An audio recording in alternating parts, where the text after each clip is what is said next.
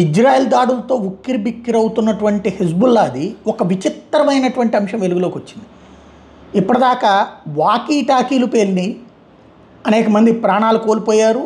అట్లాగే వాళ్ళు ఫ్యాంటు జేబుల్లో పెట్టుకున్నటువంటి వాళ్ళు లోపల దారుణంగా దెబ్బతిన్నారు. చొక్కా జేబులో పెట్టుకున్న వాళ్ళు గుండె పగిలి చచ్చిపోయారు. చేతుల్లో పట్టుకున్నటువంటి వాళ్ళు అట్లు చాలామంది గాయపడ్డారు.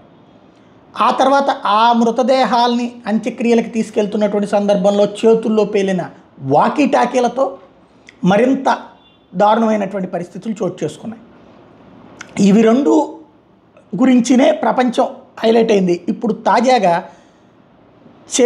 చెప్పనట్టుగా చెప్తున్నది అంతర్జాతీయ మీడియా.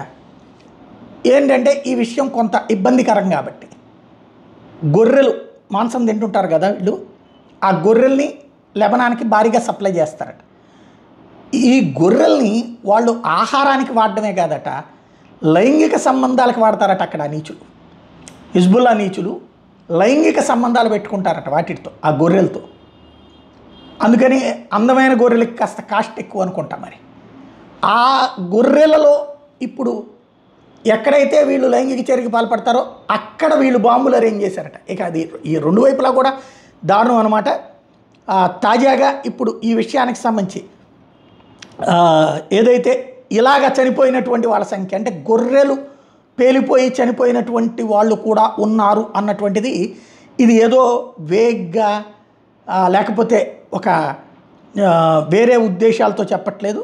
చాలా కీలకమైనటువంటి అంశాన్ని ఎవరు చెప్పారయ్యా అంటే CNN వాళ్ళు చెప్తున్నారు. ఒకసారి అదేంటో విందాం మనమే.